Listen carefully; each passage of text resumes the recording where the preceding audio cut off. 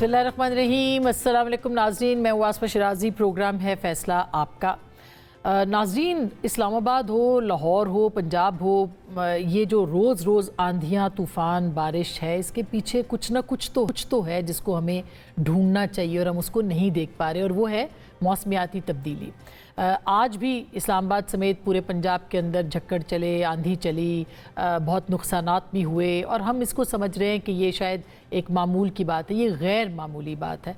इसका पाकिस्तान को एक मौसमियाती जंग का सामना है जो कि पाकिस्तान ने लड़नी है। एक जंग हमने लड़ी है, मगर एक और जंग है जो कि जिसके महाज पे पाकिस्तान को वॉर फुटिंग्स पे काम करना है। लेकिन किस तरह होगा, इसके ऊपर हम बात करें, क्योंकि वर्ल्ड बैंक हो या फिच हो, वो सब कह रहे हैं कि अगले चंद सालों के अंदर पाकिस्तान की जो मौसमियाती तब्दीली है वो एक बहुत बड़ा ख़तरा बन चुकी है। इसके साथ साथ जो दूसरी जंग है जो कि हमारे ऊपर एक मुसल्लत की गई हिंदुस्तान की जानिब से, और उनके जो डिज़ाइंस थे वो बिल्कुल मुख्तलिफ थे और अल्लाह ताला ने उनको नाकाम बनाया। लेकिन जो असल बात है उसके अंदर वो अभी भी सिंध तास का वो मुआहदा है, पानी का वो मामला है जिसके ऊपर मोदी सरकार जो है वो खड़ी है और मुस्तकिल इस मामले को एक्सप्लॉइट कर रही है कि पाकिस्तान का पानी उनके कंट्रोल में है। आज भी जो गुजरात में खिताब किया है हिंदुस्तान के वज़ीर आज़म ने, उसमें एक दफ़ा फिर पाकिस्तान को बड़े भोंडे अंदाज में उन्होंने धमकाया है पानी के हवाले से। वो क्या कह रहे हैं वो ज़रा सुनिएगा, फिर इस पर भी बात करते हैं। इंडस वाटर ट्रीटी की बारीकी में जाएंगे तो आप चौंक जाएंगे। यहां तक तय हुआ है उसमें जम्मू कश्मीर की अन्य नदियों पर डैम बने हैं, उन डैम का सफाई के लिए जो नीचे की तरफ गेट है वो नहीं खोले जाएंगे। 60 साल तक ये गेट नहीं खोले गए। धीरे धीरे इसकी कैपेसिटी कम हो गई, 2%, 3% रह गया। क्या मेरे देशवासियों को पानी पर अधिकार नहीं है क्या? और अभी तो मैंने कुछ ज्यादा किया नहीं है। अभी तो हमने कहा है कि हमने इसको एबेंस में रखा है। वहां पसीना छूट रहा है। एक तरफ ये धमकी है और इसके साथ साथ तस्लीम भी कर रहे हैं नरेंद्र मोदी के सिंध तास का जो पानी का मामला था वो उन्होंने क्यों उठाया, पहलगाम कैसे हुआ, ये सब एतराफ़ भी इस पूरे बयान के अंदर मौजूद हैं और धमका भी रहे हैं पाकिस्तान को। साथ ही साथ उन्होंने पाकिस्तान के नौजवानों को भी कल धमकी दी थी, और वो क्या वजह है कि उन्होंने ये पाकिस्तान के नौजवान को मुखातिब किया, जो कि दफ्तर ख़ारजा ने आज कहा कि कतई तौर पर यह नामुनासिब है और कोई भी मुल्क किसी दूसरे मुल्क के अंदरूनी मामलात उनके अवाम को इस तरह से धमका नहीं सकता। बहुत स्ट्रॉन्ग रद्द-ए-अमल वज़ारत ख़ारजा की तरफ से आया। लेकिन ज़रा सुनिएगा कि वो पाकिस्तान के नौजवान को क्या कह और क्यों कह रहे हैं, सुनिएगा। पाकिस्तान को आतंक की बीमारी से मुक्त करने के लिए पाकिस्तान के अवाम को आगे आना होगा, पाकिस्तान के नौजवानों को आगे आना होगा। सुख चैन की जिंदगी जियो, रोटी खाओ, वरना मेरी गोली तो है ही। ये गोली से भी डरा रहे हैं और साथ में पाकिस्तान के नौजवान को उकसा रहे हैं कि वो अपने ही मुल्क के खिलाफ जो है वो काम करे। क्या एक नई साजिश है जो कि हिंदुस्तान बुन रहा है, इसके ऊपर भी बात करेंगे आज के इस प्रोग्राम में। एक और बहुत अहम खबर इस रीजन के मुतालिक है कि पाकिस्तान के वज़ीर आज़म मुख्तलिफ मुल्कों के दौरे पर हैं। टर्की भी गए, ईरान भी, आज़रबाईजान भी अभी पहुँचे हैं। लेकिन जो उनका दौरा था इसकी क्या सिग्निफिकेंस है, पाकिस्तान क्या अपने स्ट्रेटजिक पार्टनर्स बदल रहा है, ख़ास करके जो कल ईरान के अंदर उनका दौरा हुआ और उनके न्यूक्लियर प्रोग्राम की हिमायत, पुरअमन न्यूक्लियर प्रोग्राम की हिमायत पाकिस्तान के वज़ीर आज़म ने की है। ये कौन सी डायरेक्शन है और क्या ये किसी को पैगाम है? क्या कहा था वज़ीर आज़म ने, ज़रा वो भी सुनिएगा। We fully support Iran's right to have for civilian use peaceful nuclear program, and I want to assure you we are ready to talk for the sake of peace on water issue with a neighbor. We are ready to talk to promote trade and also counter terrorism if they are serious. But if they choose to remain aggressor, then we shall defend our territory and our country like we have done a few days ago by the grace of God. इसमें Israel के लिए क्या पैगाम है? क्या पाकिस्तान की आज़ाद खारजा policy का एक मरतबा फिर आगाज़ हुआ है? पहले भी होता रहा है, लेकिन इस पर भी बात करेंगे और चलते चलते इस पर भी गुफ्तगू होगी कि अलीमा खान साहिबा ने भी आज एक बहुत ज़ोरदार पैगाम दिया है इस्टेब्लिशमेंट के नाम। वो क्या कह रही हैं, ज़रा सुनिएगा। हमारे आके बैठे, हमारे साथ बात करें। हमें आज तक 2 साल में ये नहीं पता चला आपको हमारे भाई से चाहिए क्या है, आप मांग क्या रहे हैं, आप बताएं वो क्या चीज छोड़े तो आप उसको रिहा करेंगे, हमारे साथ बैठ जाएं। ہم تیار ہیں. آپ بتائیں گیو اینڈ ٹیک کرنا چاہتے ہیں, ہمیں بتا دیں عمران کیا گیو کرے اور آپ کو کیا چاہیے. انشاءاللہ ہم آپ کو یقین سے کہتے ہیں جو ایمانداری سے جو چیز ہوگی ہم آپ کے ساتھ بات چیت کریں گے. عمران کو کیا چھوڑنا چاہیے, عمران خان صاحب کیا چھوڑ سکتے ہیں, اور گیو اینڈ ٹیک میں کیا گیو کرنا ہے پاکستان تحریک انصاف کو. آج علیمہ خان صاحبہ نے بہت کم لفظوں میں بہت بڑی باتیں کہہ دی. ان سارے موضوعات پہ بات کرنے کے لیے پروگرام کے پہلے حصے میں ہمارے ساتھ موجود ہیں وفاقی وزیر برائے منصوبہ بندی جناب احسن اقبال صاحب, اور سینئر رہنما بھی ہے PMLN کے.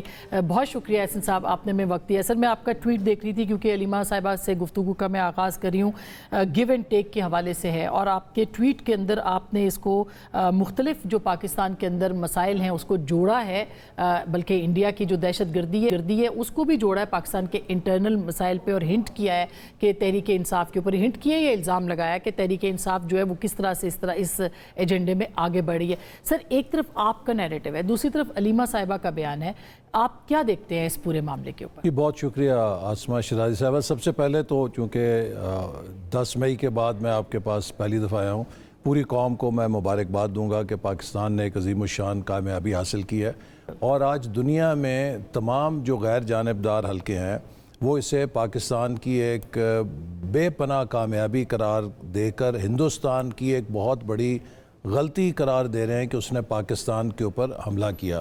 اور ابھی آپ نے مودی صاحب کا جو کلپ چلایا, میں سمجھتا ہوں کہ مودی صاحب اب بوکھلاہٹ کا شکار ہیں. وہ ہمیں گولیوں کی دھمکی دے رہے ہیں, وہ پاک فضائیہ کے شاہینوں سے ڈریں, اور وہ ہمارے الفتح میزائل سے ڈریں, اور وہ ہمارے سائبر جو ہماری کیپیبلٹی ہے اس سے وہ اس کا مزہ چکھ چکے ہیں.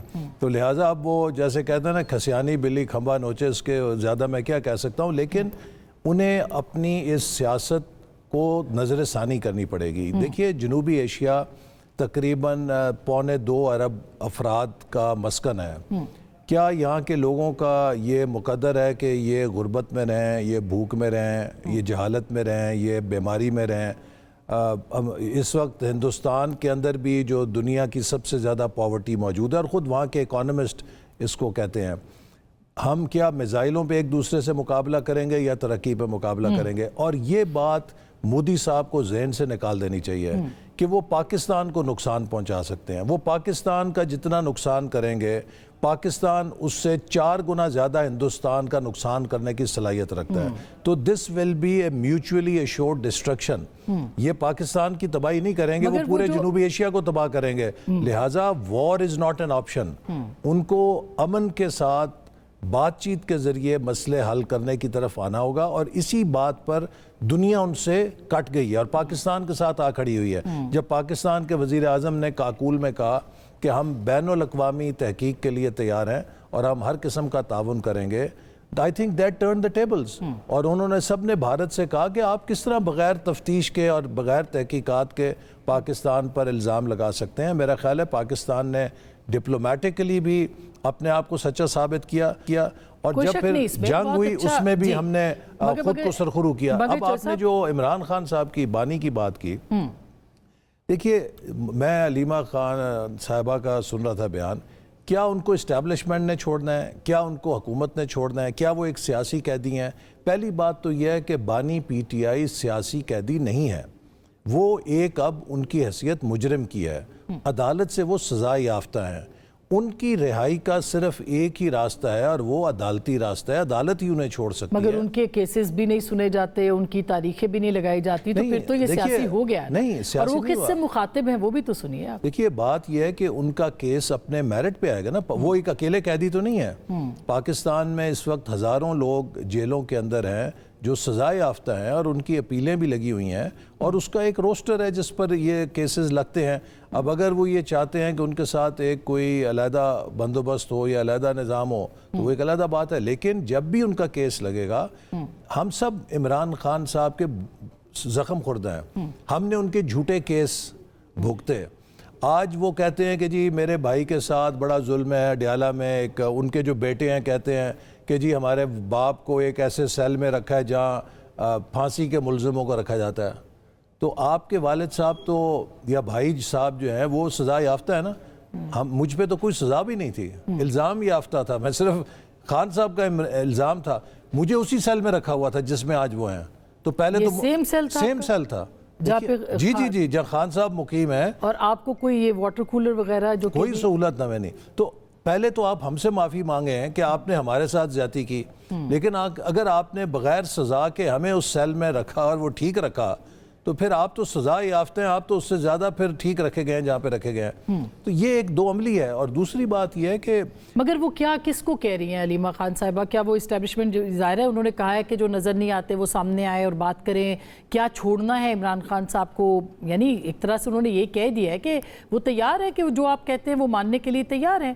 تو اس سے آپ کیا گورنمنٹ تو ظاہر ہے وہ تو آپ سے بات ہی نہیں کریں گے, کیا اسٹیبلشمنٹ بات کرے گی اس پہ؟ دیکھیے اسٹیبلشمنٹ کئی دفعہ کہہ چکی ہے کہ ہم نے سیاست سے بالکل خود کو کنارہ کش کر لیا ہے, اور یہ جب بھی انہوں نے خط لکھے یا جو بھی بات ہوئی تو اس وقت فوج کے ترجمان نے کہا کہ وہ ہم حکومت کو بھیج دیں گے, ہمارا سیاسی معاملات سے کوئی لینا دینا نہیں. آرمی چیف نے کہا تھا. جی آرمی چیف نے کہا تھا. تو اس لیے اگر وہ سنجیدہ ہوں تو حکومت سے بات چیت کریں. حکومت نے ہمیشہ ان سے بات چیت کی ہے, لیکن جب وہ بات چیت کرتے ہیں تو اس پہ مکر جاتے ہیں. 26ویں آئینی ترمیم پہ ہم نے ان کے کہنے پہ پارلیمانی کمیٹی بنائی, اس میں اتفاق رائے ہوا, اور جب وہ اتفاق رائے بانی پی ٹی آئی کے پاس ان کی اپنی جماعت لے کے گئی, انہوں نے اس سے انکار کر دیا. تو میرا خیال ہے کہ اس وقت بانی پی ٹی آئی کا سب سے بڑا مسئلہ یہ ہے کہ ہی ہیز لاسٹ ٹرسٹ. کوئی ان پہ اعتماد کرنے کے لیے تیار نہیں کہ وہ کس بات پہ پیرا دیں. لیکن اب تو وہ کہہ رہی ہیں نا گیو اینڈ ٹیک, یعنی کیا کچھ لو اور دو کی بنیاد کے اوپر, تو کیا وہ دے سکتے ہیں اور کیا آپ ان کو دے سکتے ہیں اس کے بعد؟ میں نے جیسے آپ سے کہا کہ کوئی یہ ان کا مکا والا کیس نہیں ہے, بڑا سیدھا سا کیس ہے. 190 ملین پاؤنڈ پاکستان کو لٹائے گئے برطانیہ کی طرف سے. بانی پی ٹی آئی نے وہ 190 ملین پاؤنڈ پاکستان کے سرکاری خزانے میں جمع کرانے کی بجائے اپنے پراپرٹی دوست جو ملک ریاض ہیں ان کے اکاؤنٹ جو سپریم کورٹ میں جرمانے کے لیے قائم کیا گیا تھا اس میں جمع کرا کے ان کو فائدہ پہنچایا. اور اب ان کے بعد وہ پیسہ ریکور ہوا اور قاضی فائز عیسیٰ صاحب نے کہا کہ یہ پیسہ چوری کا ہے جو اس اکاؤنٹ میں جمع کرایا گیا اسے. پھر اب موجودہ چیف جسٹس نے وفاقی حکومت کو واپس کیا ہے.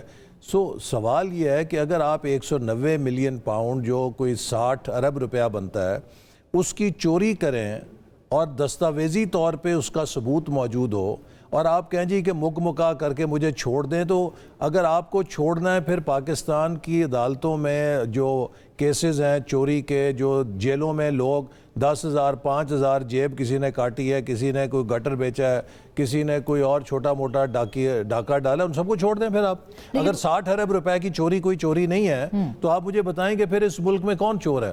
لیکن سی بی ایمز کی بھی وہ کہہ رہی ہیں نا کہ اگر آپ کہیں تو چھوڑنے کے لیے تیار ہے, نہیں چھوڑ دیں. وہ کہتے ہیں کہ گیو اینڈ ٹیک. تو اگر کوئی سی بی ایمز کی بات ہو احسن صاحب, تو کون سی سی بی ایمز ہے جو کہ گورنمنٹ کہے؟ اول تو وہ آپ سے نہیں بات کہہ رہی, وہ تو کہہ رہی ہیں اسٹیبلشمنٹ سے بات کر رہی ہیں. تو کون سی سی بی ایمز ہے جو ہو سکتا ہے؟ بات پھر وہی ہوتی ہے نا کہ گیو اینڈ ٹیک کس بات پہ. دیکھیے سزا ہوئی ہے, 190 ملین پاؤنڈ آپ نے خرد برد کیے ہیں, اس کا دستاویزی ثبوت ہے, آپ کی چوری پکڑی گئی ہے. اب اگر آپ کو گیو اینڈ ٹیک کر کے کون سی طاقت ہے؟ مارشل لا تو نہیں ہے کہ جو این آر او جاری کر سکتا ہے. ہو سکتا ہے وہ 9 مئی کے بارے میں بات کر رہے ہوں.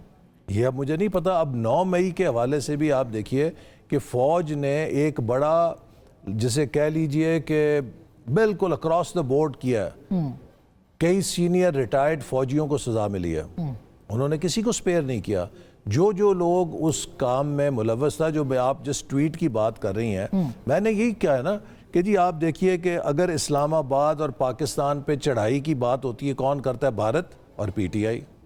اگر فوج کی چھاؤنیوں پہ حملہ کوئی کرتا ہے کون؟ بھارت اور پی ٹی آئی. اگر آئی ایم ایف کا پروگرام رکانے کی بات کرتا ہے کون؟ بھارت اور پی ٹی آئی. اگر دنیا بھر میں پاکستان پہ پابندیاں لگانے کی مہم آج کوئی چلاتا ہے یو ایس کانگریس میں, یورپین یونین میں, بھارت اور پی ٹی آئی. اگر دنیا میں پاکستانی فوج کے خلاف اور فیلڈ مارشل عاصم منیر کے خلاف کردار کشی کی مہم کوئی چلاتا ہے کون؟ بھارت اور پی ٹی آئی. یہ کافی خطرناک قسم کا کمپیریزن نہیں ہے آپ کو میں سامنے, آپ مجھے بتائیں اس میں کوئی بات غلط ہے؟ ایک سیاسی جماعت جو کہ مقبول سیاسی جماعت ہے, ایک سیاسی جماعت ہر وہ عمل کر رہی ہے کہ جو پاکستان کا آرچ رائیول بھارت کر رہا ہے پاکستان کے خلاف, ہر وہ عمل جو بھارت پاکستان کے خلاف کر رہا ہے اس میں قدم سے قدم ملاتی ہوئی ہمیں پی ٹی آئی نظر آتی ہے تو پھر اس کا کیا مطلب ایک عام آدمی لے گا؟ تو یہ کس کے اشاروں پہ کر رہے ہیں؟ یہ کون سی پاکستان سے خیر خواہی کر رہے ہیں؟ آپ کوئی بھی پاکستان کے خلاف جو بھارت کا قدم ہے جس کا مقصد پاکستان کو کمزور کرنا ہے، اسی کے ساتھ سنکرونائزڈ آپ کو ایفرٹ پی ٹی آئی کی نظر آتی ہے۔ دیکھیے ہم سب نے مارشل لا کا سامنا کیا ہے، ہم نے مشرف دور کا کیا، پیپلز پارٹی نے ضیاء الحق کے مارشل لا کا کیا۔ کبھی امریکہ میں جا کے کسی نہ پیپلز پارٹی نہ مسلم لیگ نے پاکستان کے خلاف مہم نہیں چلائی تھی۔ آج کانگریس کے اندر امریکہ کی کون ہیئرنگز کرا رہا ہے؟ یا بھارت، ساتھ پی ٹی آئی ملی ہوئی ہے، وہاں پہ جو بھارت کی لابی ہے اس کے ساتھ ہمارے پی ٹی آئی کے ایکٹیوسٹ ملے ہوئے ہیں، انہوں نے پاکستان کو کٹہرے پہ کھڑا کیا ہوا ہے امریکہ کی کانگریس ان کو آپ کو انڈیا سے تو الگ، ٹھیک ہے آپ یہ بات کر رہے ہیں، مگر ان سے الگ کرنا پڑے گا نا آپ کو۔ یہ تو پاکستان کے لوگ ہیں، پاکستان کے سابق وزیر اعظم ہے، پاکستان کے لوگ سیاسی جماعت ہے۔ لیکن اگر یہ پاکستان کے لوگ وہ کام کر رہے ہیں کہ جو پاکستان کا دشمن کر رہا ہے تو پھر ہم اس سے کیا مطلب لیں؟ میں نے آپ کو بتایا کہ ہر وہ چیز جو آئی ایم ایف کا پروگرام بند کرانا ہے یا انڈیا کرا رہا ہے یا پی ٹی آئی اس کو سیبوٹاج کر رہی ہے، ہماری فوج کے خلاف مہم چلنی ہے، آرمی چیف کے خلاف مہم چلنی ہے، یا انڈیا چلا رہا ہے یا پی ٹی آئی چلا رہی ہے۔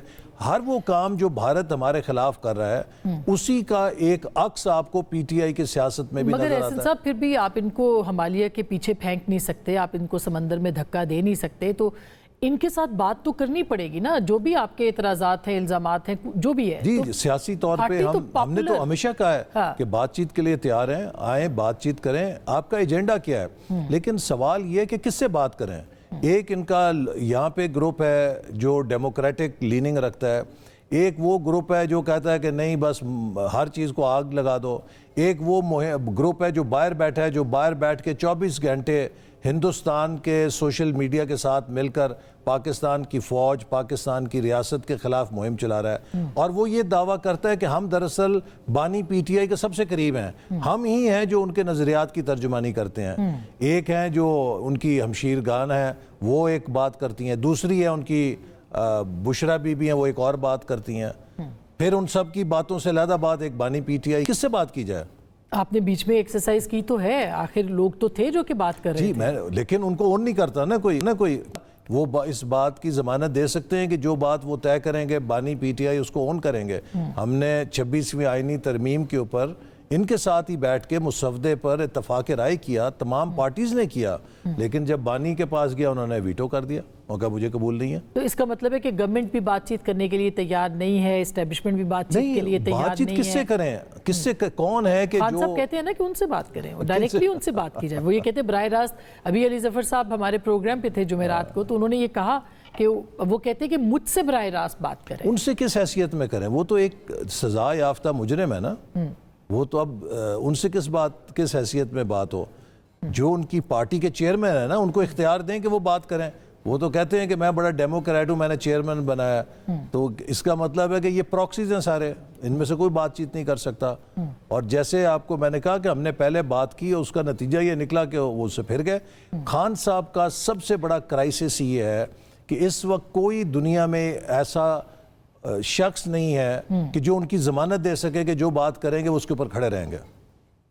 وہ تو یو ٹرن کوئی بھی نہیں ہے، میرا نہیں خیال کوئی ان کے لیے واؤچ کر سکتا ہے کہ خان صاحب جو بات کریں گے اس پہ کھڑے رہیں گے۔ وہ تو خود کہتے ہیں کہ یو ٹرن لینا ایک کامیاب سیاستدان کی نشانی ہے، تو ان کے یو ٹرن کو کون بند کرے گا یہ نہیں سمجھ آ رہا۔ لیکن احسن صاحب اب دیکھیں نا، اب جتنا بھی اس وقت ماحول بنا ہوا ہے اس میں ضرورت تو ریاست کی ہے نا، کہ آپ جیسے مودی نے کیوں، آپ کو کیا لگتا ہے انہوں نے کیوں پاکستان کے جوان کو مخاطب کیا، نوجوان کو مخاطب کیا ہے، اور وہ کیوں گولی سے بھی ڈرا رہا ہے اور ساتھ میں یہ کہہ رہا ہے کہ اپنے اداروں کے خلاف کھڑے ہو جاؤ؟ دیکھیے یہ تو مودی صاحب فرسٹریشن کا شکار ہیں، ان کے لیے اب ایک ایگزسٹینشیل تھریٹ ہو گیا۔ انہوں نے جو ایک بنایا تھا کہ میں تھانے دار ہوں اور میں نے بھارت کو انونسبل کر دیا، آج آپ دیکھیے الحمدللہ اس آپریشن بنیان مرصوص نے جہاں پاکستان کی فوجی دھاک دنیا پہ بٹھائی ہے اور ہمارے قوم کی صلاحیت اور عزم بتایا ہے، میں سمجھتا ہوں کہ اس سے بڑا ایک اتنا ہی بڑا کامیابی ہمیں डिप्लोमेटिक फ्रंट पे मिली है। वो सही है, मगर मैं इसके ऊपर दोबारा आऊंगी। अगर पाकिस्तान की एक जमात जिसके साथ यूथ वाबस्ता है और वो खुश नहीं है, नहीं पाकिस्तान की यूथ तो फिर इंडिया जो हमारे कह रहा है साथ वो भी कल है, को कोई भी नहीं, साजिश कर सकता ये है कहना कि पाकिस्तान। पाकिस्तान की यूथ उनके साथ वाबस्ता है, मैं समझता हूँ कि ये मिस स्टेटमेंट है। सर मैं नारोवाल की पाकिस्तान यूथ की की यूथ बात हमारे नहीं साथ कर भी रही। है। मैं नारोवाल की नहीं, पाकिस्तान नहीं, की यूथ पाकिस्तान की की बात यूथ कर रही। सबके और साथ उन्होंने है, हमारे साथ भी है। पीपल्स पार्टी वोट लेती है, उनके साथ भी है। MQM, जमात इस्लामी,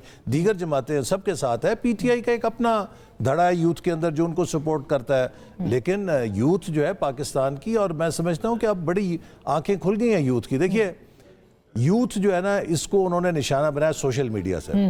अगर आप PTI के सोशल मीडिया को देखें, और मैं ये अपने हलके में भी लोगों को ये कहता हूँ कि भी अब हकीकत जान के जियो सोशल मीडिया की और हकीकत की। PTI क्या बता रही थी, अगर आप उसके सोशल मीडिया पे चलें, पाकिस्तान सत्यानाश बेड़ा गर्क, पाकिस्तान की फ़ौज अपना काम नहीं कर रही, पाकिस्तान का सिपा सलार उसको वो कह रहे थे कि वो शायद सबसे PTI के बकौल नाअहल तरीन है। हकीकत क्या निकली, जितना पाकिस्तान आज मजबूत साबित हुआ कभी नहीं था। जितने पाकिस्तान की मुसल्लह अफवाज जितनी चौकस और जितनी मजबूत आज साबित हुई कभी नहीं थी। और पाकिस्तान का आर्मी चीफ जितना अहल साबित हुआ शायद कोई भी नहीं था, इसलिए फील्ड मार्शल पूरी कौम ने सराहा उनके अपॉइंटमेंट को। तो ये फ़र्क है कि सोशल मीडिया पे एक उन्होंने तस्वुराती दुनिया बनाई है, जैसे ड्रामे और फिल्में होती हैं जो रुलाते हैं हंसाते हैं, लेकिन हकीकत का मगर आपको नहीं लगता कि कुछ साजिश हो सकती है जो कि इसीलिए पाकिस्तान के नौजवान को मुखातिब किया और गोली की बात की है कि उनको मारी जा सकती है? ये इसको इतना लाइटली तो नहीं लिया जा सकता ना। देखिए मोदी साहब की इन धमकियों का जवाब हमने अल-फतह मिसाइल से दे दिया है। मोदी साहब हमें गोलियों से ना डराएं, वो पाकिस्तान के मिसाइलों से और पाकिस्तान के शाहीनों से डरें। और मैं समझता हूँ कि आइंदा भी उन्होंने कोई ऐसी जसारत की तो इससे 4 गुना ज़्यादा तबाही उनका मुकद्दर बनेगी। लिहाजा war is not an option, he has to come to piece और नेगोशिएशंस करें और बातचीत के ज़रिए इस खित्ते में अमन लेकर आएँ। और इसीलिए आप देख रहे हैं कि अमेरिका से लेकर इस खित्ते में ईरान और सारे दीगर ममालिक, तुर्की, आज़रबाईजान, चीन, मशरक़ वस्ता के हमारे तमाम दोस्त ममालिक, सब ने पाकिस्तान के मौक़िफ़ की हमायत की है। और अभी जो प्राइम मिनिस्टर ने स्टेटमेंट दिया है ईरान के अंदर न्यूक्लियर प्रोग्राम के हवाले से भी, उनके इंडिया को भी उन्होंने बात, ये क्या पैगाम है? ये क्या इजराइल के लिए पैगाम है कि हम भी, क्योंकि इजराइल इस्तेमाल हुआ, प्राइम मिनिस्टर ने उस दिन हमें बताया कि इजराइल ने मदद की पूरी इस अटैक से पहले जो पाकिस्तान पे इंडिया ने किया है। देखिए पाकिस्तान ने हमेशा अपने खित्ते में कोशिश की है कि हम अच्छे ताल्लुकात बनाएं, और बिलखसूस इस तनाज़े में पाकिस्तान और ईरान बहुत करीब आए हैं। और हम अप्रिशिएट करते हैं कि ईरान ने जो एक पॉजिटिव रोल प्ले किया, और ये एक तारीख़ी तौर पे पाकिस्तान, ईरान और टर्की, आपको पता है regional cooperation for development RCD, उसमें हम जब बचपन थे एक रोमांस था इस खित्ते का, और वही एक दोबारा नेटवर्क, मैं समझता हूँ कि मोदी साहब का शुक्रिया कि इन्होंने पाकिस्तान, ईरान और तुर्की को फिर एक ही सिमत में मजबूत इनके ताल्लुकात, यानी ये इम्कानात रोशन हो गए कि RCD के ऊपर अमल दरामद हो। नहीं, RCD तो अब और फैल गया ना, ECO बन गया, ECO बन गया, चूंकि RCD में अब सेंट्रल एशियन रिपब्लिक्स भी हैं। वो पाइपलाइन जो रेलवे ट्रैक के जरिए से उसको कनेक्ट करना था, आप ये कह रहे हैं कि कोऑपरेशन पाबंदियों के बावजूद ईरान के साथ अब हो सकता है? देखिए अब इस खित्ते में हमारी कोशिश है कि हम अपने वेस्ट के ऊपर जो ममालिक हैं उनसे रवाबत बढ़ाएं, और ख़ास तौर पे हमने मल्टी मॉडल ट्रांसपोर्ट कनेक्टिविटी के ऊपर काम शुरू किया, जिसमें रेल लिंक्स हैं, रोड लिंक्स हैं, जिस Afghanistan, central Asia, Iran, Turkey, आगे यूरोप, पाकिस्तान को इस सिमत में ले जाने के लिए हम काम कर रहे हैं। और मैं इस हवाले से मोदी साहब का फिर शुक्रिया अदा करूँगा कि उनके इस एपिसोड ने इस खित्ते में एक नई डायनामिक्स लेकर आए हैं, जिससे पाकिस्तान को उसके दोस्त ममालिक से और करीब किया। और वज़ीर आज़म का ये जो हालिया दौरा है ये उस सेंटीमेंट को मज़ीद सीमेंट कर रहा है। चौधरी साहब, अब इसमें तो बजट की ज़रूरत है ना आपको, अभी दिफाई बजट आपको बढ़ाना पड़ेगा, उसमें कितना इजाफा मुतवक्के है? और प्रायोरिटीज़ को जो आप बता रहे हैं, क्योंकि आप मनसूबाबंदी के वज़ीर हैं, उनको किस तरह से आप तय करेंगे? देखिए अब इसके लिए एक बहुत बड़ा चैलेंज है। जिस तरह हमने बुनियान मरसूस दफाई शोबे में किया है, हमें इस तरह का अब एक मईशत का भी प्लान चाहिए। और मैं आपके प्रोग्राम के ज़रिए अपने हर पाकिस्तानी भाई और बहन से कहूँगा, अगर हम पाकिस्तान की खुद मुख्तारी को चाहते हैं तो दिफा के लिए मईशत मजबूत चाहिए, और मईशत तब मजबूत होगी अगर हमारे टैक्स कलेक्शन मजबूत होगी। हम दुनिया में one of the lowest tax paying countries हैं, 9.5 साढ़े 10% टैक्स की शरह GDP की। जो कामयाब मईशतें वहाँ 16 से 18% की शरह है।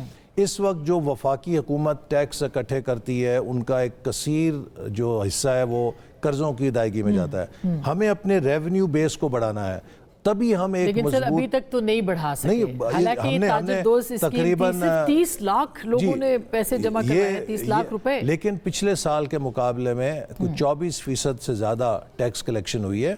लेकिन अब हमारा चैलेंज ये है कि हम टैक्स कलेक्शन को ब्रॉडन करें, और वो लोग जो चोरी कर रहे हैं, हर पाकिस्तानी टैक्स पेयर कैसे करेंगे? वो आपका वोट बैंक है सर ताजिर। नहीं, जो है ये वो देखिए ये पाकिस्तान का सवाल है। तो PMLN पे होती है। जो भी शख्स आमदन कमा रहा है हाँ। उसको टैक्स देना चाहिए। ये नहीं हो सकता कि तनख्वाहदार अपनी आमदन पे टैक्स दें और ताजिर करोड़ों रुपए कमा के कहें जी हमने टैक्स नहीं देना।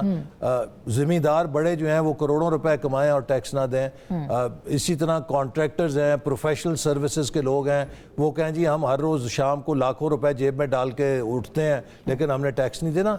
हर पाकिस्तानी इसके लिए भी को आपको टैक्स देना होगा। और इसके लिए बिल्कुल FBR वज़ीर आज़म की निगरानी में डिजिटाइजेशन कर रहा है, जिससे तमाम मुल्क का रिकॉर्ड डिजिटाइज हो रहा है, और उससे मैं समझता हूँ कि बहुत आसानी से हम जहाँ जहाँ टैक्स की चोरी है उसको पकड़ सकेंगे। और लास्टली ये बताइएगा कि मौसमियाती तब्दीली कितना बड़ा चैलेंज है? इसके लिए भी आपने कुछ इसमें रखा है? बहुत बड़ा चैलेंज है, और इसके लिए सबसे बड़ा चैलेंज हमें फूड सिक्योरिटी और वाटर सिक्योरिटी का है। इसके लिए हमने पानी के माहिरीन की एक टास्क फोर्स बनाई है जो अगले 25 साल के लिए एक प्लान ऑफ एक्शन बना रही है, जिसमें हम तमाम सूबों के साथ मुशावरत से इत्तफाक राय करेंगे।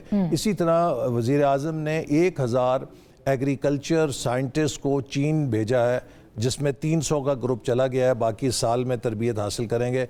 इनका यही मैंडेट है कि हम जदीद टेक्नोलॉजी से अपने एग्रीकल्चर में सीड्स के ऊपर काम करें, जो अपनी क्लाइमेट है उसके हवाले से स्मार्ट एग्रीकल्चर लाएं, ताकि फूड सिक्योरिटी को हम क्लाइमेट चेंज के साथ इंश्योर कर सकें। साथ ही साथ जो हमारा इंफ्रास्ट्रक्चर है उसके अडेप्टेशन के लिए भी हम जो हमारे पार्टनर्स हैं, वर्ल्ड बैंक है, एशियन डेवलपमेंट बैंक है, इनके साथ मिलकर काम कर रहे हैं ताकि अपने वाटरवेज को सिक्योर करें, फ्लडिंग के लिए हम मुस्तकबिल में महफूज करें। और सबसे बड़ा जो हमारी प्रायोरिटी है दियामीर भाषा डैम का जो रिजर्वायर है उसको जल्द अज जल्द तकमील करें ताकि हम अपने पानी को स्टोर करने की कैपेसिटी। चाइना के साथ भी कोई आप हेल्प ले रहे हैं? क्योंकि 2050 में अब ये कहा जा रहा है कि ये जो हवा में आलूदगी भी, ख़राबी भी, ये सब पानी की कमी भी, इससे पाकिस्तान की मईशत को 18 से 20% नुकसान होगा। ऑलरेडी आपने देखा कि ज़रूरी जो अजनास हैं इस दफ़ा कम हुई हैं, तो इसके ऊपर कोई चीन से भी हेल्प? बिल्कुल, चाइना हमारे साथ मदद कर रहा है, लेकिन एक इस वक्त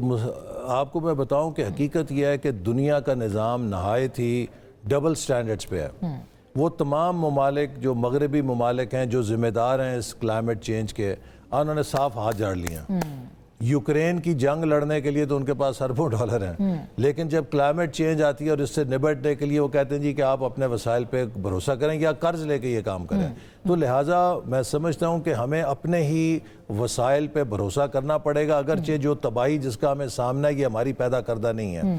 इसीलिए मैं फिर कहूँगा कि हमने अगर एक खुददार और ख़ुद मुख्तार कौम बनना है तो हर शहरी को अपने हिस्से का टैक्स अदा करना है, और जो शहरी टैक्स अदा कर रहा है वो एक चौकीदार बने, जहां वो देखता है टैक्स चोरी हो रही है हुकूमत को खबरदार करे। क्योंकि अगर हम अपने वसाइल खुद पैदा नहीं करेंगे तो दुनिया हमें अब मदद नहीं देगी कि आप हमारी मदद के साथ खड़े हो जाएं। यही खुददार कौम की निशानी है कि हम अपने वसाइल पैदा करें, अपनी पैदावार बढ़ाएं, अपने मईशत को मजबूत करें, अपनी बरामदात में इजाफा करें। तो इंशाअल्लाह ताला जैसे हमने अभी बुनियाद मरसूस में कामयाबी हासिल की है, मईशत में भी ऐसी कामयाबी हासिल करें। दिफाई बजट जो है वो 32% उसमें इजाफे जी, उसमें हम जो इस वक्त वज़ीर आज़म ने कहा है दफाई इदारों को कि जो भी उनकी ज़रूरत है हम चाहे अपने पेट पे पत्थर बांधें लेकिन पाकिस्तान के दिफा पे किसी किस्म का कोई कॉम्प्रोमाइज़ नहीं होगा। बहुत बहुत शुक्रिया sir, thank you so much. बहुत सारे वफाकी वज़ीर बराए मनसूबाबंदी से हो सकती थी मज़ीद भी, मगर वक्त की कमी है, किसी और वक्त ज़रूर बात करेंगे। एक छोटी सी ब्रेक ले रहे हैं, ब्रेक के बाद हिंदुस्तान के इरादे क्या हैं اور وہ کیوں ابھی تک پانی ہو یا پاکستان کے جو انٹرنل پالیٹکس ہے اس کے اوپر اس طرح کا رویہ اختیار کیے ہوئے، اس پہ ہمارے بہت ہی معتبر دفاعی تجزیہ نگار ان سے بات کریں گے بریک کے بعد۔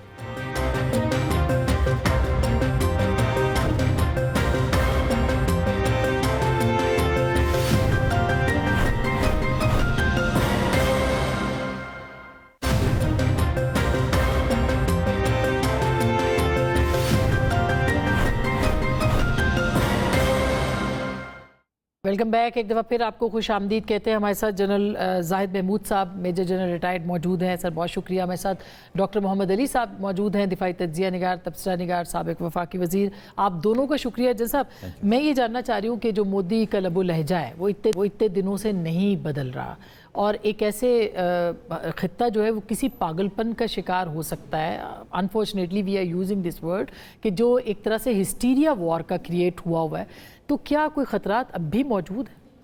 جی بسم اللہ الرحمن الرحیم، thank you very much Asma for the invite. خطرات بالکل موجود ہیں جی، تو آپ اس کو جو مودی کا میڈنس کہہ لیں، I don't want to use those word جو جس طرح کے الفاظ وہاں سے ہماری لیڈرشپ یا پاکستان کے بارے میں آ رہے ہیں، بیکاز مجھے تو کہیں سین مائنڈ نظر نہیں آ رہا۔ آئی تھنک یہ وقت آ گیا کہ بھارت کی عوام کو چاہیے کہ وہ اسکروٹنی ضرور کریں اپنے انصاف کی، اور یہ جو بی جے پی اور آر ایس ایس کی اپلیکیشن ہے اس کو خطے تک محدود نہ کریں۔ آسمان یہ یاد رکھیے گا جی، یہ پورا انٹرنیشنل جو سسٹم ہے نا جی، جو گورننس کا سسٹم ہے یا رول بیسڈ انٹرنیشنل سسٹم ہے، اس کو اب تھریٹن کر دیا جی انہوں نے، دس از بینگ تھریٹن، اور یہ پوری دنیا کا جو ہے وہ نقشہ بدل دیں گے جی۔ ایک لیکوڈ پارٹی ان اسرائیل وہ بھی اسی طرح کی حرکتیں کر رہے ہیں، اور یہاں پر ابھی ایک اور نیا جو خطرہ ہے یہ پوری انسانیت اور یہ ہندوستان کی عوام کے لیے ہم سے زیادہ خطرہ ہے جی۔ دے ول برنگ مزری فار انڈیا، جس طریقے سے جن راستوں پر یہ چل پڑے، تو یہ نہ اسٹیٹسمین شپ ان میں نظر آ رہی ہے، نہ ایک پرائم منسٹر کے یہ الفاظ ہیں جو وہ یوز کر رہے ہیں۔ آپ کہہ رہے ہیں کہ جی ہماری روٹی، اپنی روٹی کھا لو یا ہماری گولی کھا لو، تو آپ نے گولی بھیجی تھی۔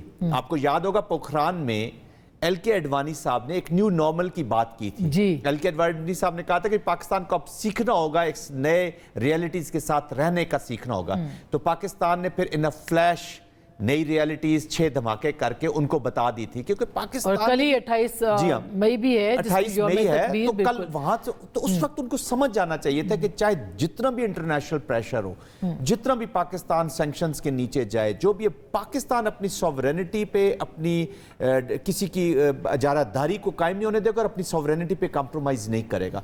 پھر آپ نے پلوامہ میں ایک نیو نارمل سیٹ کرنے کی کوشش کی، پھر ابھی آپ نے پہلگام میں، تو نیو نارمل ایک ہی سیٹ ہوا ہے کہ ٹوڈے انڈیا از irrelevant، جو اس نے خطے کا اپنا، یہ جو خطے کی آپ نے بات کی ڈاکٹر صاحب، آپ کو کیا لگتا ہے، جنرل زاہد صاحب کی بات سے میں آگے بڑھاؤں، کہ کل جو ایران کا دورہ ہوا ہے اور اس کے اندر جو میسیجنگ کی ہے پاکستان نے اور ایران نے، کیا آپ سمجھتے ہیں کہ یہ اسرائیل کے لیے ایک پیغام تھا، اس خطے کے لیے پیغام تھا، اور مسلموں کے لیے بھی کہ پاکستان کا ایک نیا رول ہے جو کہ ایمرج ہوا ہے؟ بہت اہم سوال کیا آپ نے، اور میں سمجھتا ہوں بڑے اچھے جو ایک سین سیٹ کیا ہے جنرل زاہد نے۔ میں اسی کو آگے بڑھاتا ہوں 4-5 اہم پوائنٹس کے لیے۔ میں سمجھتا ہوں کہ انڈیا کا بہت عرصے سے جو ایک گریٹ پاور ایمبیشن ہے، کہ جو جب اس نے 1974 میں ایٹمی دھماکہ کیا تھا اسماعیلنگ بدھا کے نام سے، تقریباً 51 سال قبل، تو ان کی قیادت نے کہا تھا کہ ہم سمجھتے ہیں کہ یہ شارٹیسٹ روٹ ہے یو این سیکورٹی کاؤنسل کی پرماننٹ ممبرشپ کا، اور اب یوں لگتا ہے کہ پچھلے 51 سال میں جو اس کا تصویراتی طرز عمل رہا ہے، جو اس کا اسٹریٹجک بیہیویئر رہا ہے، اس پہ پوری دنیا پہ یہ واضح ہو گیا ہے کہ جو انڈیا کا رائز ہے وہ پوری عالمی برادری کے امن و سلامتی کے لیے ایک بڑھتا ہوا خطرہ ہے، اس میں صرف اپرچونٹیز نہیں ہیں۔ تو جیو پولیٹیکلی میں سمجھتا ہوں بہت امپورٹنٹ ہے یہ جو کانفلکٹ ہمارا ہوا ہے، کیونکہ اس کی وجہ سے اس ریجن میں نئی ریالٹیز ایمرج کر رہی ہیں۔ سب سے امپورٹنٹ بات جو بھارت نے کی وہ اس نے اپنی پاور کو بہت گراسلی اوور اسٹیمیٹ کیا، اور پاکستان کے ریزالو اور کیپیبلٹی کو گراسلی انڈر اسٹیمیٹ کیا، جس کی وجہ سے اب ایک طاقت کا جو توازن ہے وہ یکسر طور پہ جنوبی ایشیا میں اس کا معیار تبدیل ہو گیا ہے۔ اب دنیا صرف ان کے اسلحے کے انبار، ان کی فوج کی تعداد ان کے بجٹ کی جو رقم ہے اس کو نہیں دیکھتی، but in elements of national park کو ویسٹ کر کے اپنے غریب لوگوں کی ترقی و خوشحالی کے بجائے جو ریجن میں ایک ایٹمی جنگ کے خطرات کی طرف بڑھاوا جو دینا ہے، اس کے لیے میرے خیال میں دنیا کی کوئی طاقت اس کو سپورٹ کرنے کے لیے تیار نہیں ہے۔ تیسری بات آپ نے عالم اسلام کی تو یقینی طور پہ پاکستان کے شاید ہی کوئی عالم اسلام میں ملک ہو جس نے یہ میسج نہ دیا ہو کہ پاکستان یقینی طور پہ اسلام کا قلعہ ہے، اور ہم نے اس دفعہ یہ ثابت کیا ہے کہ ہم جو عالمی برادری کو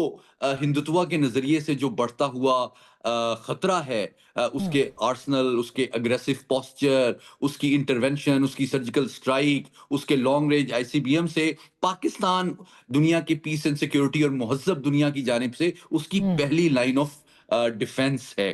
اور میں سمجھتا ہوں کہ اب نہ صرف ایران، چاہے امریکہ ہو چاہے روس ہو، یہ تمام ممالک جو ہیں وہ بھارت کو ایک حقیقت پسندانہ انداز میں دیکھ رہے ہیں، اور پاکستان جو ہے اس کے لیے نئی اپرچونٹیز جیو پولیٹیکلی بھی ایمرج کر رہی ہیں، جیو اکنامکلی بھی اور جیو اسٹریٹجکلی بھی۔ تو بہت ضروری ہے کہ ہم صرف تجارتی اور سفارتی یعنی کہ ڈومینز کے اندر نہیں، بلکہ نہ صرف دنیا کو ایکسپوز کریں، ان اپرچونٹیز کو کیش کریں، لاسٹنگ انڈیورنگ پارٹنرشپس اور کوپریشن میں کنورٹ کریں، تاکہ ہم اب دنیا میں ایک رسپانسبل نیوکلیئر پاور کے طور پہ، ایک leader of the Muslim world کے طور پہ، ایک factor of peace, stability and security اس کے طور پہ ابھرے۔ آج آپ نے پوری دنیا سے بات کریں۔ بالکل، ابھی پہلے کبھی بھی پاکستان نے اس طرح سے ایران کے نیوکلیئر پروگرام کی بات ہو، یا پھر جو ان کے RIG کے جو باقری صاحب ہے، جنرل باقری، ان سے ملاقات جو ہمارے فیلڈ مارشل صاحب کی ہوئی ہے، تو یہ کیا میسیجنگ ہے؟ کیا جو بھی کردار ہے پاکستان کا اس کے حوالے سے ہے، یہ کیا؟ دیکھیں، پاکستان ایران کی سوورینٹی کو بڑا ویلیو کرتا ہے جی، اور پاکستان کسی بھی ملک کی سوورینٹی کو بہت ویلیو کرتا ہے۔ پھر اسما اسرائیل کی اپلیکیشن ہے جی، اسرائیل کے جو عزائم ہیں وہ آگے بڑھنے کے ہیں، تو ادھر سے زائنزم اور ادھر سے ہندوتوا کا یہ جو نٹ کریکر سچویشن وہ ہمارے لیے کریٹ کرنا چاہتا ہے۔ میں نے اسی آپ کے ایک چینل کے اوپر ایک اور شو میں نے بات کی تھی، اور یہ اس وقت کی تھی کہ یہ اسرائیل کی جو وار ہے ان مڈل ایسٹ، اس کے عزائم اور زیادہ بھی ہیں۔ تو یہ جو اسلامی فوبیا سینٹرک انہوں نے اپروچ رکھی ہے، تو اسی کی ایکسپینشن ہے۔ ابھی جو انڈیا کی اپلیکیشن ہے اس میں اسرائیل کا بہت بڑا ہاتھ ہے، ان کی سوچ ہے۔ انہوں نے، مجھے تو لگتا ہے کہ they have pushed India to go, کیونکہ جب انہوں نے دیکھا کہ ایران کو ہم ریڈیوس کر رہے ہیں، اس کے انٹرسٹ وہ صحیح ہے غلط ہے وہ ایک الگ ڈیبیٹ ہے، بٹ ایران کو انہوں نے ریڈیوس کیا، پھر ایران کے اندر آئے ہیں، اور وہ کسی بھی اسلامک کنٹری کو نیوکلیئر یا پاورفل نہیں رہنا دینا چاہ رہے۔ It is not about the nuclear, it is about the sovereignty. یہ دیکھیں ابھی ڈاکٹر صاحب نے بات کی ریزولو کی، ابھی کل 28 ہے، یہ ڈیٹونیشن نہیں ہے ایک ایٹم بم کی نا، یہ اویکننگ ہے ہمارے جو ریزولو ہے اس کی، ایسا ہی ہے۔ تو پاکستان آف کورس کسی بھی ملک کی، کیونکہ دیکھیں نیبرہڈ اب اگر آپ کا سیف ہوگا، اگر نیبرہڈ میں وار نہیں آئے گی، وہاں پہ ڈیٹرس موجود رہے گی، جب بیلنس ہوگا، جب ریجن میں سٹیبلٹی ہوگی، تو ہماری پروگریس ایک دوسرے سے جڑی ہوئی ہے۔ بہت بہت امپورٹنٹ ڈاکٹر صاحب، آپ سے لاسٹ کوسچن میں کر لوں کہ ایک تو مودی کا پاکستان کے نوجوان سے مخاطب ہونا اور اس کو کہنا کہ وہ کھڑے ہو جائے ورنہ اس کی گولی کا نشانہ بن جائے گا، اس کی کیا معنی ہے؟ ظاہر ہے جو بھی شخص بولتا ہے اس کے پیچھے کوئی سائنس تو ہوتی ہے، اس کو کیسے آپ پاکستان کے انٹرنل پالیٹکس کے ساتھ اس وقت جوڑ سکتے ہیں؟ دیکھیں، مختصراً میں یہ کہوں گا کہ پہلے تو ہم بہت زیادہ تشویش سے دیکھتے تھے مودی صاحب کو، اب میں کسی حد تک ان سے مجھے ان پہ رحم بھی آتا ہے کہ، اور مجھے اندازہ بھی ہے ایک پولیٹیکل سائنس اور تاریخ کے طالب علم کے حیثیت سے کہ خود وہ اپنے اب بھارتی نوجوان کو قائل کرنے میں ناکام نظر آ رہے ہیں۔ میں نے تو آن لائٹر نوٹ ایک پروگرام میں کہا بھی تھا کہ آپ سمجھتے ہیں کہ آپ نے پاکستان کو جو عبرتناک شکست دی ہے 2 ہفتے پہلے، تو آپ بھی اپنے آرمی چیف کو فیلڈ مارشل پروموٹ کر دیں، تو کر دینا اگر آپ نے بڑا زبردست کام کیا۔ آپ تو جب جاتے ہیں S-400 کی ٹیوبز کے سامنے جعلی تصویر بنوانے کے لیے، تو آپ کے ساتھ تو ایئر چیف بھی نظر نہیں آتا۔ تو بات دراصل یہ ہے کہ what is the political reality, آپ مجھ سے بہتر جانتی ہیں میڈم کہ ان کی عوام، ان کی جو سیاسی جماعتیں ہیں، ان کی کانسٹیٹوئنسی ہے، ان کے بھی جو باشعور لوگ ہیں، they have lost trust in Modi, اور موڈی کی پولیٹیکل اسپیس مگر ہمیں کرنا کیا چاہیے؟ کوئکلی میں بھی یہ بھی سننا چاہتی ہوں کہ کرنا کیا چاہیے ہمیں ہوشیار تو رہنا پڑے گا نا۔ دیکھیں ہمیں 4 کام بیک وقت کرنے ہیں. اٹس ناٹ ون اور دی ادر. ہم نے یقینی طور پہ چوکنا رہنا ہے کیونکہ آپ کا دشمن جو ہے وہ شرمندہ بھی ہوا ہے, ہزیمت بھی اٹھائی ہے, زخمی بھی ہے.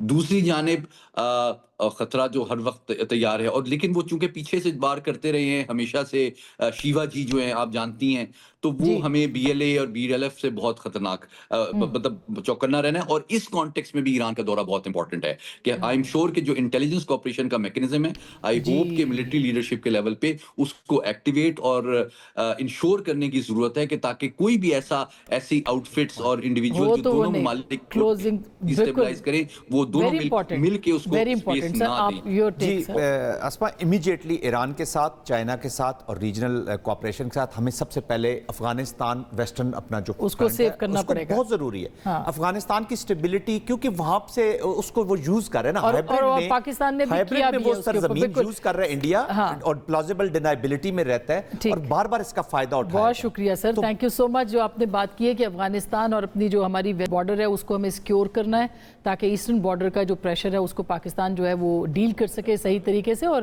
یہ ممکن ہے, یہ ناممکن نہیں ہے. گفتگو آپ نے سنی, فیصلہ آپ کا.